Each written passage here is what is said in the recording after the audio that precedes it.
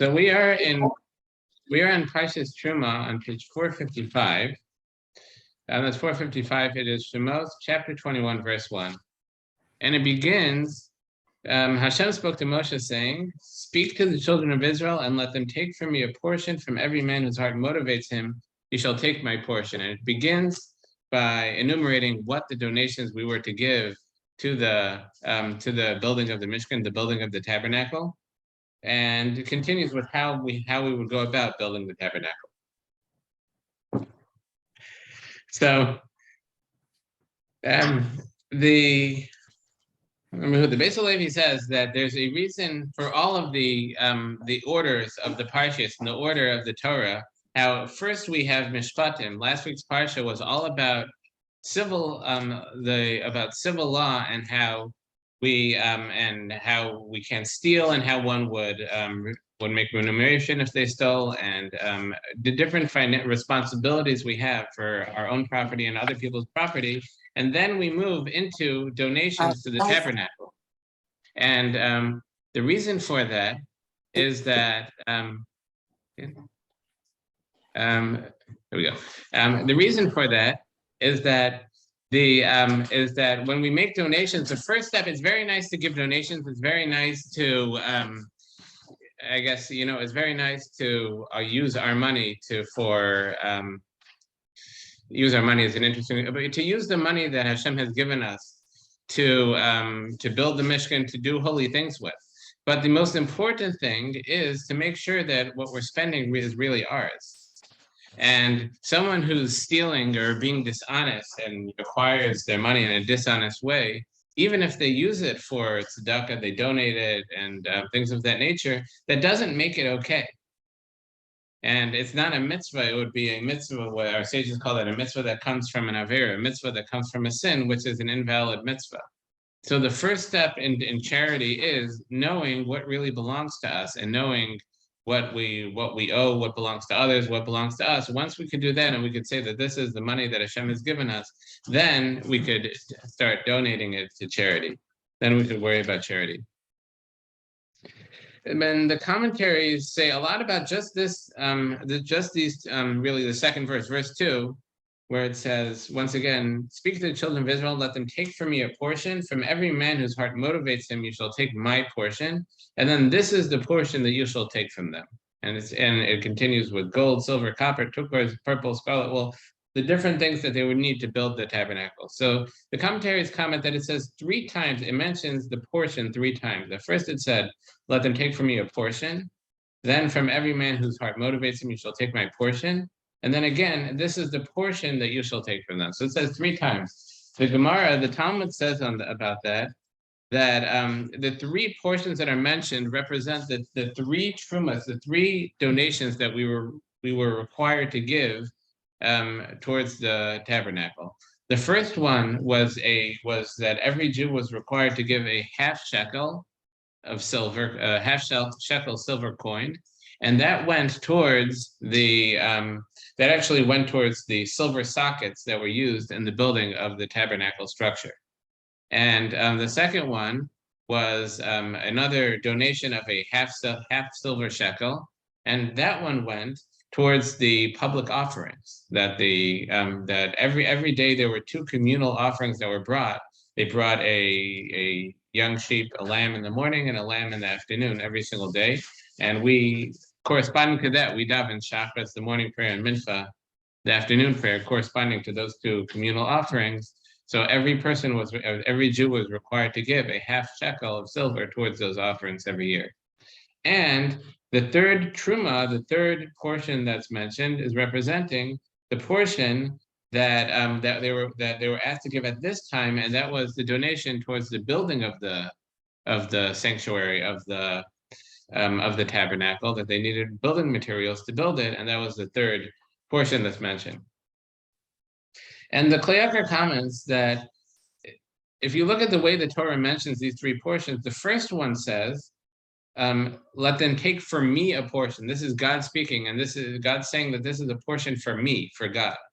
The next one, it says, "For every man whose heart motivates him shall take my portion." Again, we're saying it's God's portion. But the third time it says, this is the portion that you shall take from them. It doesn't attach it to Hashem in the same way. So the Klei Yakar explains this, that our sages say that wherever there's gaiva, wherever there's arrogance, haughtiness, that Hashem doesn't attach his name. That wherever you have a person or people who feel that they're above other people and raise themselves up, so Hashem doesn't attach their name. Our sages say to the point that it's like that the person is so big, there's no room for God. That the more the person puffs up themselves, the less room there is for God there. So he says that in the first two portions that we mentioned, every person was equal in what they gave. Everyone gave 1/2 shekel of silver, no matter how wealthy they were, no matter how poor they were. It was 1/2 shekel of silver given by all. And therefore, there was no room for arrogance there. And the Klei Yakar also adds that what it was used for also was all equal. That it was used for the first portion that we mentioned, the 1/2 shekel of silver that was used for the sockets. Each socket was the same size. There were these silver sockets that they used as the base, the foundation of the tabernacle, and each one was the exact same size. So all the donations were really equal. They were an equal amount, and they went to an equal thing. And the second portion we mentioned also went towards the communal offerings, which were a lamb every morning and a lamb in the afternoon. So also they were equal, they went to equal things. Whereas the third donation mentioned was whatever people give, as it says, from every man whose heart motivates him, he shall take my portion. Some people gave wood, some people gave silver, some people gave gold, some people gave goat skins. It was just whatever people were able to afford and however generous they were. And therefore, there was room for arrogance there. People felt that, oh, look at what he gave. I gave much more. And people felt that they were above other people. There was room for arrogance. And there's also about what it was used for. Some people, their their donation may have been used for, the flooring. It may have been used for a wall, whereas some people, it may have been used for the Ark of the Covenant. It may have been used for, the holiest of the holy. And some people, it may have been used for something that's holy, but to a lesser extent. And therefore, people may feel a feeling of arrogance because of that. And so Hashem's name isn't attached to that. The Beis Yitzchak explains it in a different way. The Beis Yitzchak explains these three Terumahs, these three portions that are mentioned, that, let me fix that.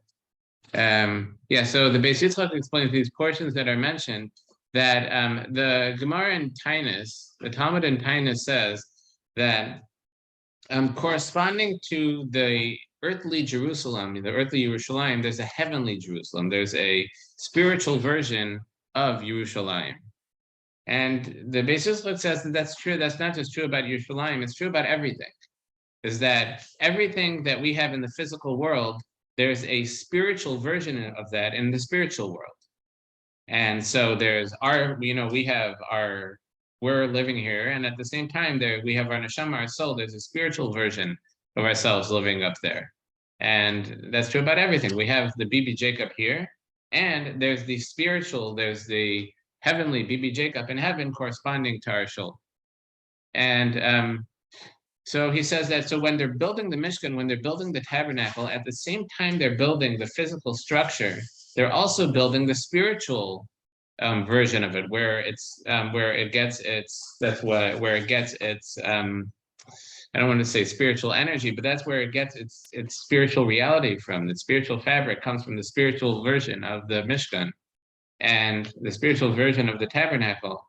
And so while we're building the physical structure, what's the spiritual structure built out of? So whereas the physical structure is built out of the physical donations that were given, the spiritual structure was built not from the physical donations that were given, it was built from the willingness and the generosity, the feelings of the givers. That when they gave their donation, so some people, there may be a person who's completely impoverished, that all he could give was a goat skin, or let's say even something less. Maybe all he could give was a piece of wood that they used somewhere. They used a shiv somewhere in the tabernacle. That's all he could afford. or he could give a needle that they'd use to the sewing of the stuff together. Whereas that you could have a very wealthy person who gives a sizable amount of gold to the construction. And while the rich person may give grudgingly, he might give for his honor, he might give so everybody would be talking about that great donation he gave. And the poor person may have been disappointed that he couldn't give more. All he wants is to have a part in the building of the tabernacle and wishes he could give more. And it's that giving spirit, that feeling of the desire to give, is what the material that builds the spiritual structure. And that's what the verse is saying in verse 2. It says, "Speak to the children of Israel and let them take from me a portion." What's that? What's the portion for Hashem? Take from me a portion. What portion are we giving to Hashem? From every man whose heart motivates him, you shall take my portion. It's the motivation of the heart.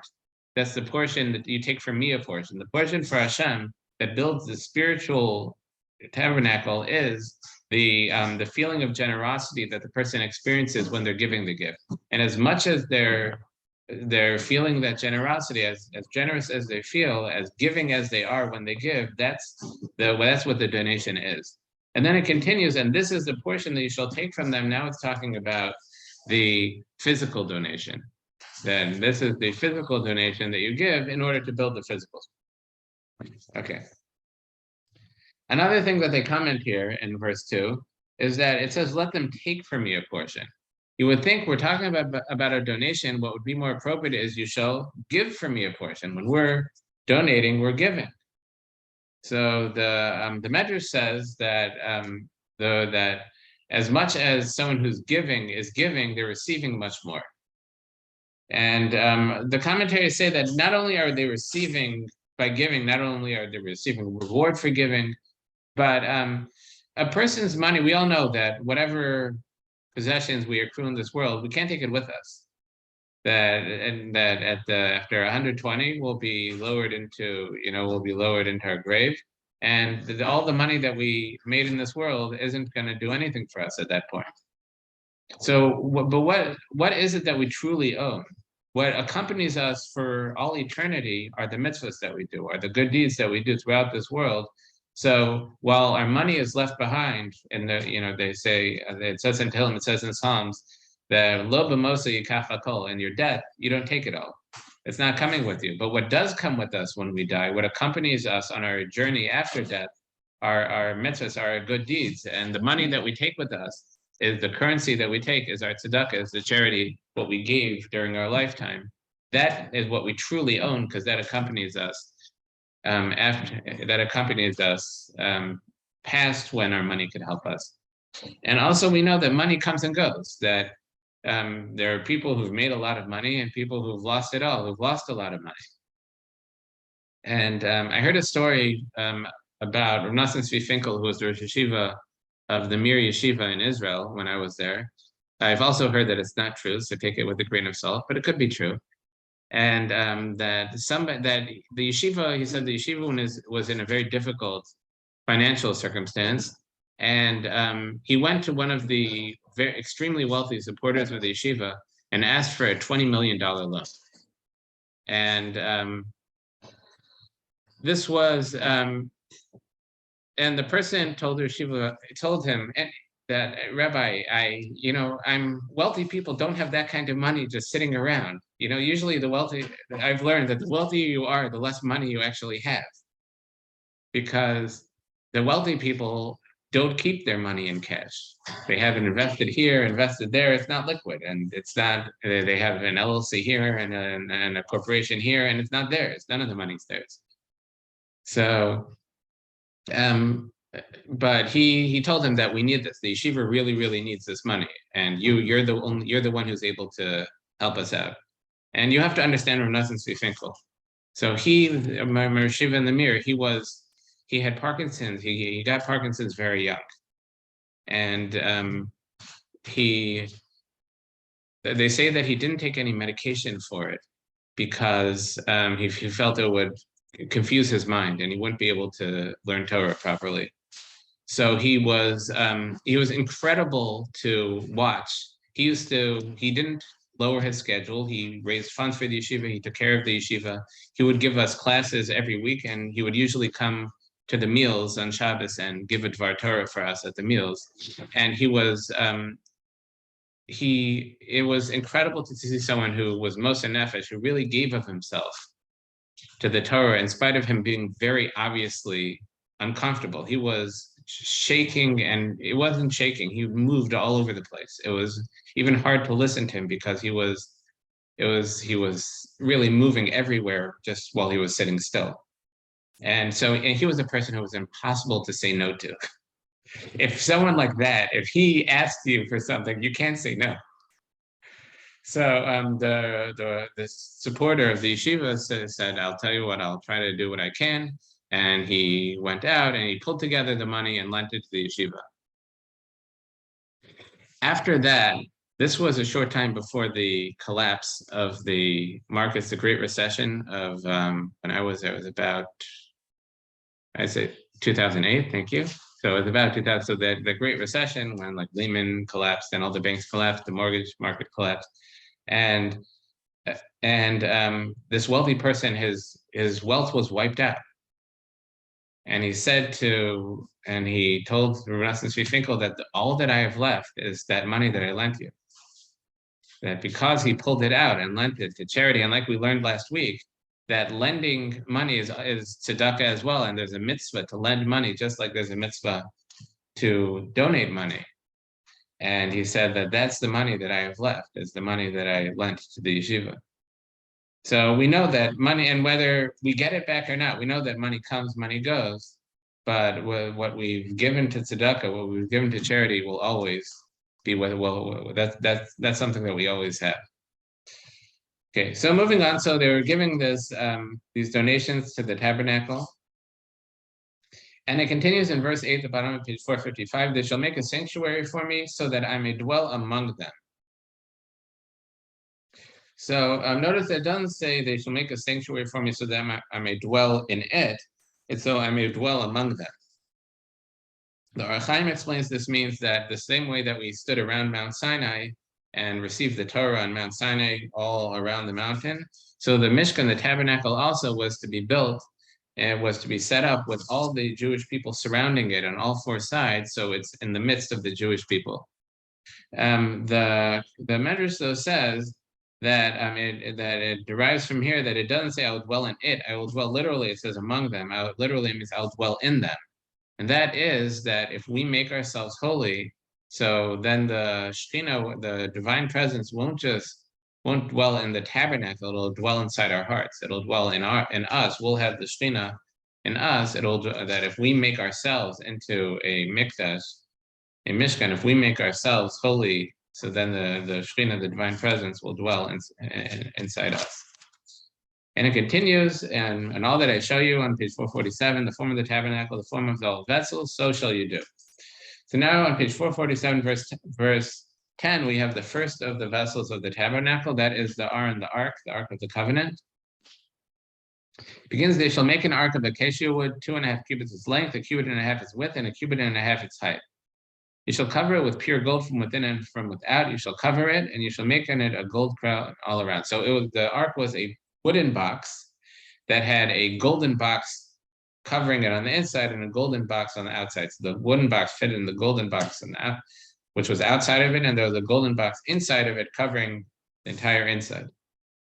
And you shall make for it a gold crown all around. You shall cast for it 4 rings of gold and place them on its 4 corners, 2 rings on each side. On its one side and 2 rings on the second side, you shall make staves of acacia wood and cover them with gold. And insert the staves in the rings on the side of the ark, with which to carry the ark. The staves shall remain in the rings of the ark; they shall not be removed from it. You shall place in the ark the testimonial tablets that I shall give you. And then it talks about the cover of the ark. They made a cover for the ark and had the cherubs, these figures of angels that were carved on the top, out of the top of the cover. So just a few points about this, that it says that the size of the ark, it was 1.5 cubits, 2.5 cubits long, 1.5 cubits wide, and 1.5 cubits high. And the Kli Yakar comments that these are all broken measurements, that there is no full number, that all the numbers have a half in it. It says that's because the ark is the Ark of the Covenant. It holds the luchos, it holds the tablets that Moshe brought down from Sinai, and it represents the Torah, the Torah the tablets that it contains. And the half measurements tell us that a person should never view themselves as whole when it comes to the Torah. They should always recognize that they don't know it all. They don't know the whole Torah, that they're lacking, that there's always something missing. There's always something new to discover in the Torah. And it says also that there are staves that they use to put through rings to carry the ark, and it says that the stave shall remain in the rings of the ark; they will not be removed from it. And then this is specific to the ark, whereas by the table of showbread, which we'll get to soon, and the mizbeach, the altar, also it had rings with staves through it to carry, with poles through it to carry. But those, there's no prohibition against removing. So why is it prohibited specifically to remove the poles used to carry the ark? So the Reb Shamshon Kollel Hirsch explains that the staves, what were these poles used for? They're used for carrying it, meaning that the Mishkan, the Tabernacle, was portable. We used it as we traveled through the desert. These 40 years, we moved from place to place. So the poles were used to carry the vessels to each as we traveled. And the ark specifically, like we said, the ark contained the tablets, the 10 Commandments. It represented the Torah. So we have to understand that the Torah is portable. The Torah goes wherever we go. So we should never think that since we're not in Jerusalem, where the Sanhedrin, the high courts, the Jewish high court sits, so we can't study Torah here. We're so far away, we're so far removed from any Jewish community, let's say, that this isn't a place for Torah study. That we have to understand the same way that the ark always had its poles attached, it was always portable, ready to carry wherever, that we have to understand that that's how the Torah is. The Torah could go wherever we go, wherever we are, the Torah comes with us.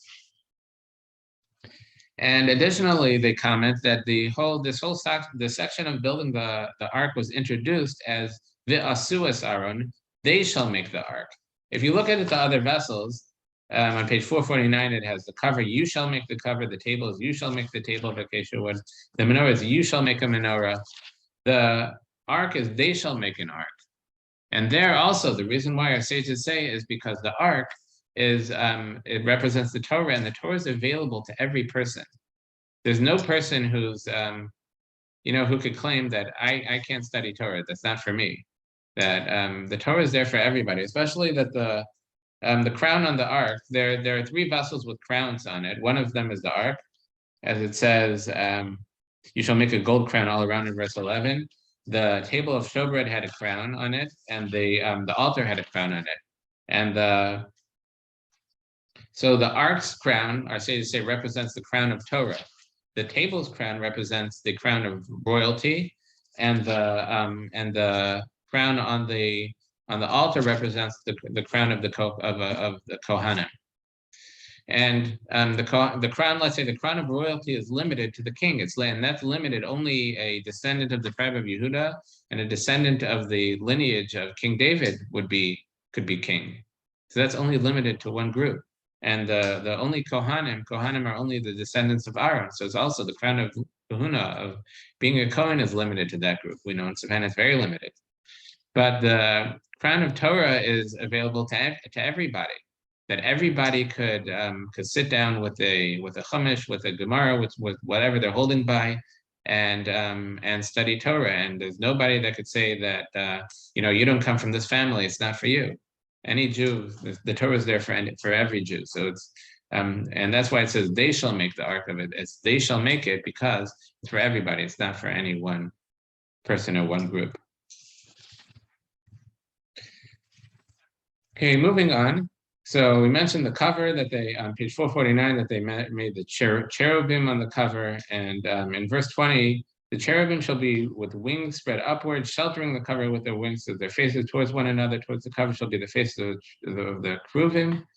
You shall place the cover on the ark from above, and into the ark you shall place the testimonial tablets that I shall give you. It is there I will set my meetings with you, and I will speak with you from atop the cover, from between the two kruvim that are on the ark of the testimonial tablets, everything that I shall command you to the children of Israel. So Hashem's saying that when Moshe receives a prophecy, when Hashem speaks to Moshe, it will be, the voice will come from the ark on top of the Ark of the Covenant. And the Ramban says that really is the whole idea of the Mishkan, of the Tabernacle, was that, like we mentioned before, that when we stood at Mount Sinai, we had this tremendous experience where the entire Jewish people surrounded this mountain and heard the voice of God speaking to each and every one of us.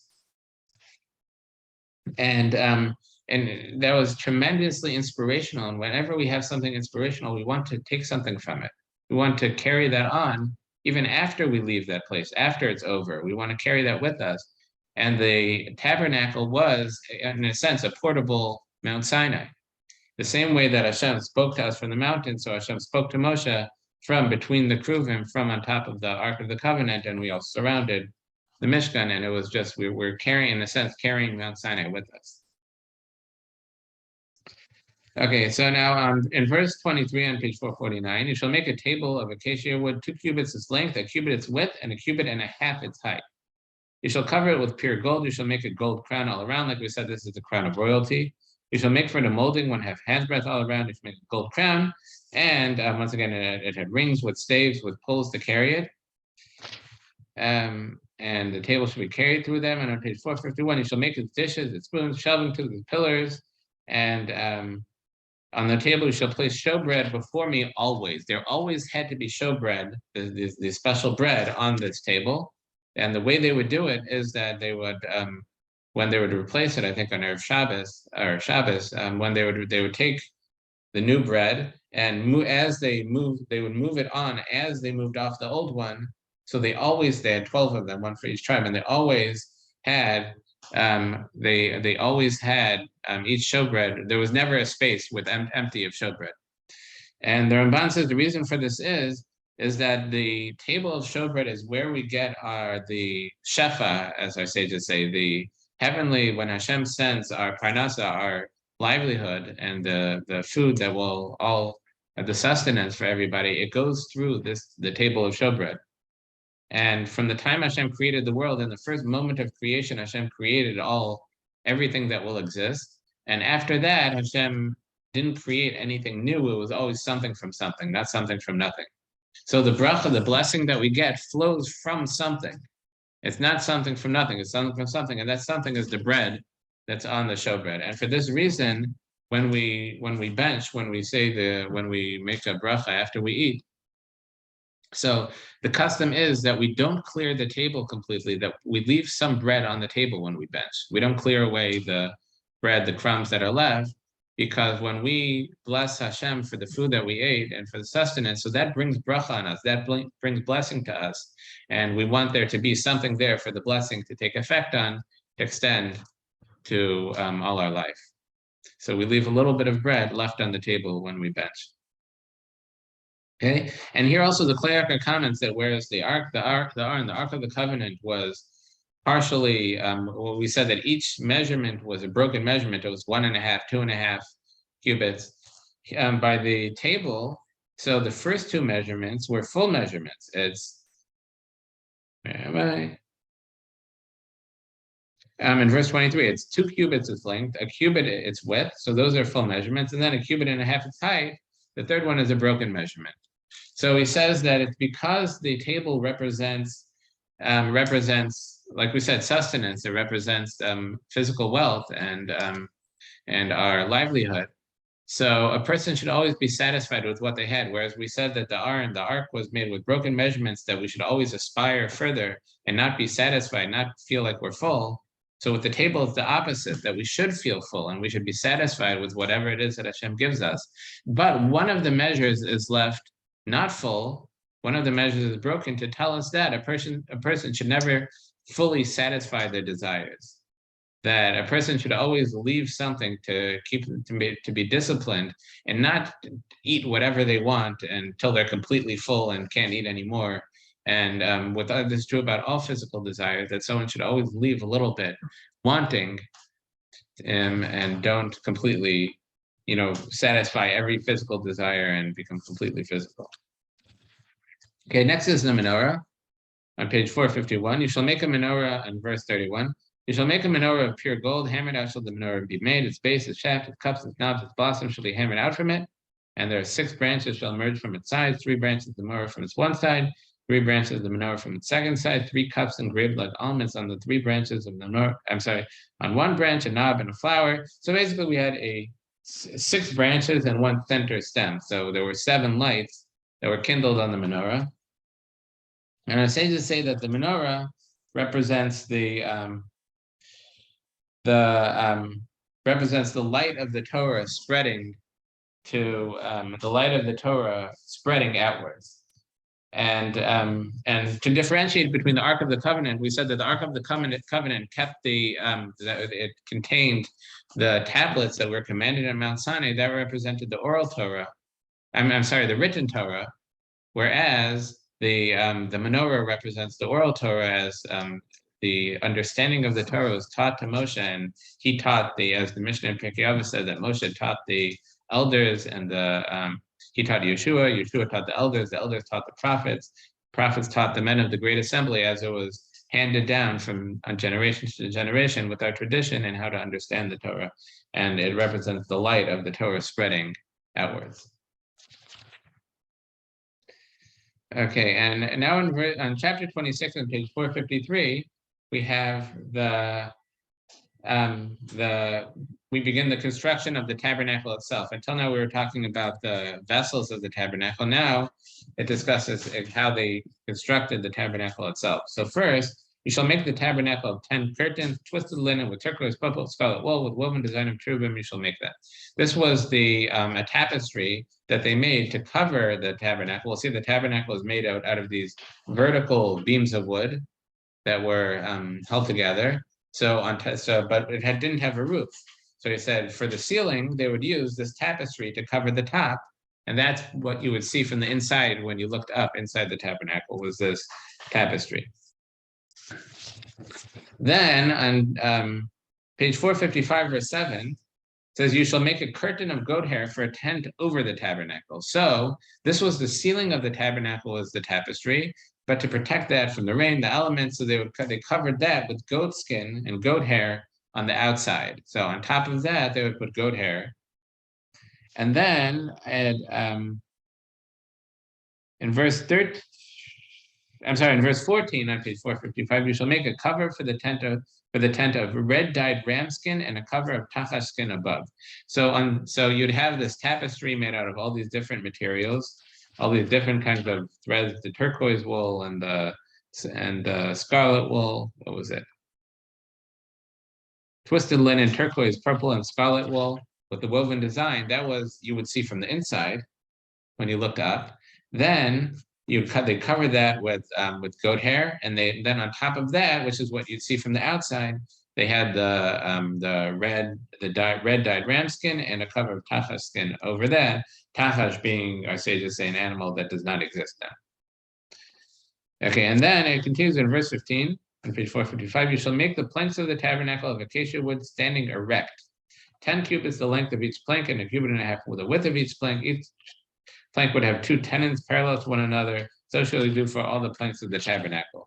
So whereas like usually we'd build with beams that are horizontal, it was a row of vertical beams, one next to the other, that they used to build. And if you have the stone chumash on page 457, they have a picture of what these beams would have looked like. And you see that at the bottom there are 2 protrusions, and each of those protrusions, the bottom of each beam would go into a silver socket. Those were the sockets that we mentioned at the beginning of the Parsha. They were made out of the half shekels that everyone had to donate. Every single person gave 1 half shekel. And on top of these beams, they had indentations into the top of each beam. And with that, they used a squared off ring that they would put over one and over the other, and they would use that to hold the two beams together, the one beam and the one next to it together. And additionally, they had to hold them together, they had poles that were running along the beams through hooks, through loops on each of the beams. They had one pole up on top, not on top, but in front, front on top, and one lower down. And in the middle, they had a pole that ran through all the beams, through the inside of all the beams. Okay, so then, and that's how they made the beams. And these were the beams that were used to make the sanctuary of the tabernacle. So the tabernacle really had two main areas to it, two components. So you had a which we haven't gotten to yet, but you had a basically a tapestry boundary, a tapestry wall on the outside that enclosed the whole courtyard. And then you had the courtyard, and then you had the structure of the sanctuary where the menorah, the golden altar, which is not in this week's parsha, and the table of showbread and the Ark of the Covenant that was in that structure, and that's what we've been talking about until now. But there was also the courtyard, which was walled in by a curtain, and that's where the copper altar was to be, that they bring the offerings up. So now in verse 31. Page 459, verse 31, it discusses the, okay, so I just got a question of where did they get all these materials and who was allowed in the Mishkan?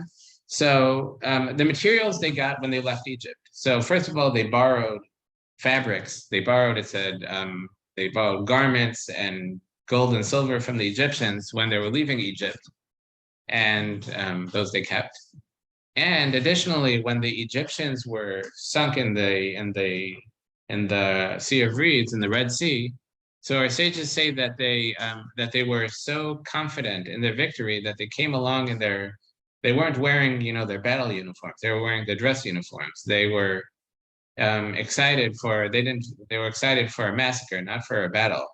So they came wearing like all their finest stuff and their, fancy. They brought along their gold jewelry and all their gold and silver, and that once they drowned in the sea, so the water washed all the finery that they brought to shore, and that was given. And their sages say that the stones, the precious stones that they used in the choshen and the breastplate, those actually were given to the Nisim, to the leaders of the tribes, and it came miraculously. They said it fell with the mun by their tents. It fell with the manna by their tents.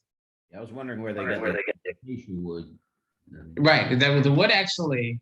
So there's it says that when Abraham went to Egypt, it was Abraham, not Yaakov. I believe it was Abraham. What's that? It was Yaakov? So I wasn't sure if it was Avram or Yaakov. I trusted that it was Yaakov. Yeah. That when Yaakov, I believe you're right. That besides just my trust, now I remember there was Yaakov. That when he went down to Egypt, that he planted trees, knowing that his descendants would be leaving and would be building the tabernacle. So he planted the trees so they would encounter that. Okay, so. Continuing on, we have the parochas, which are the tapestries that they used to separate. First of all, also the question of who was allowed to go in. So there were different areas where different people were allowed to go in.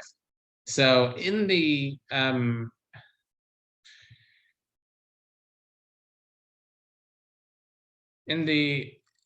to go in, they always had to be tar. They had to be pure. So first of all, nobody could go in even onto the Temple Mount, or in that case, it wasn't the Temple Mount. It was into the camp of the Levites around, if they weren't pure, if they weren't ritually pure, and into the Azara, into the temple courtyard.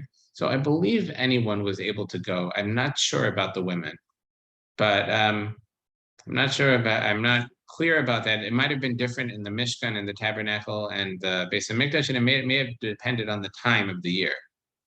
But inside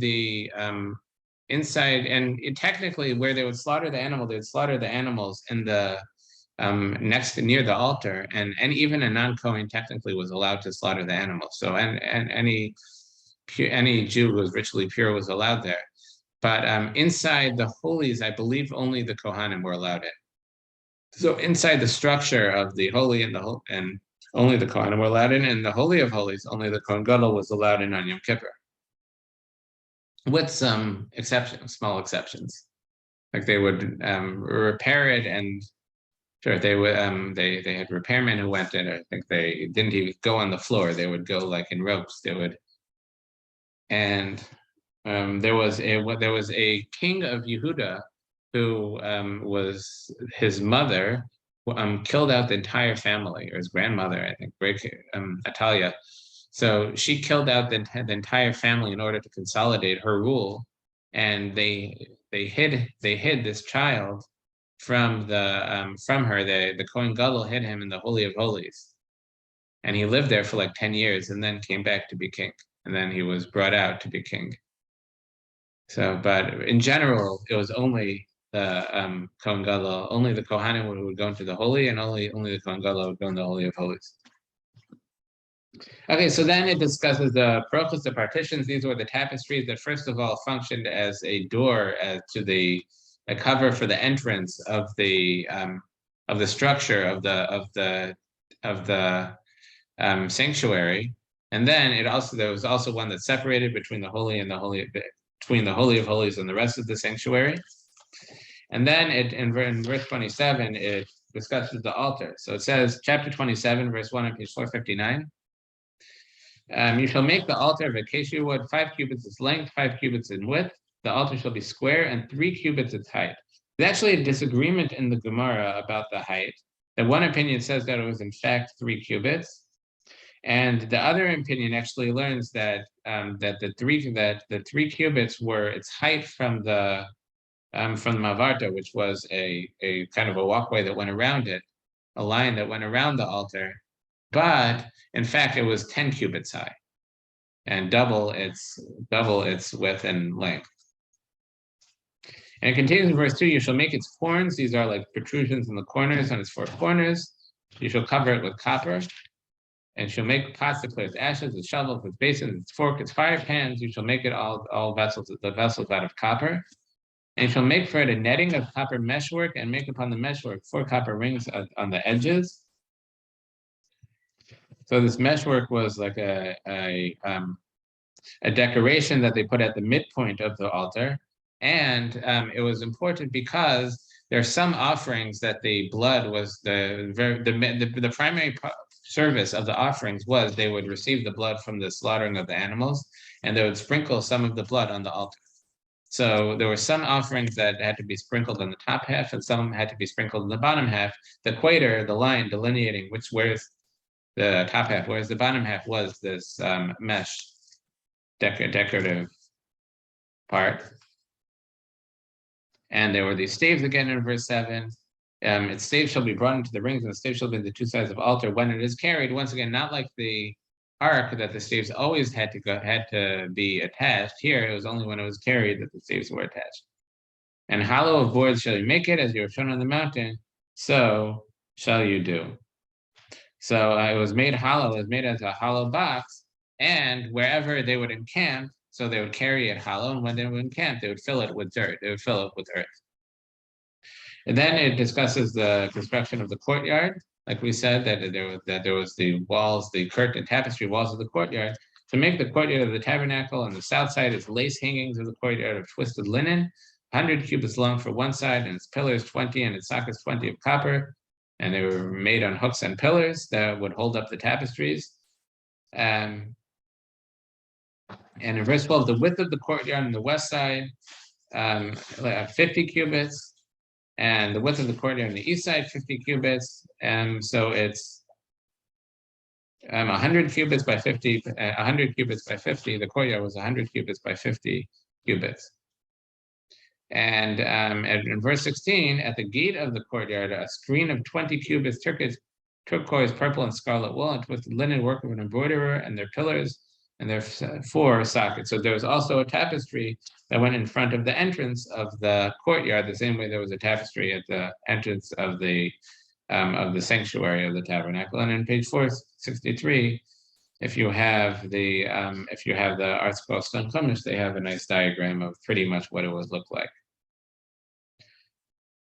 Okay, and there's actually, this is kind of unusual, kind of, not exactly. But we do read a lot of times, a lot of years, the Haftorah would be for these. There would be a special Haftorah for these weeks because it would come in the month of Adar. You would have a few special Shabbos, and now since we have 2 Adars, this is a leap year where there's an extra day. Our sages added an extra month of Adar, so we actually do the Haftorah for like Terumah, Tetzaveh, and so the Haftorah is on page 1157. In Kings 1.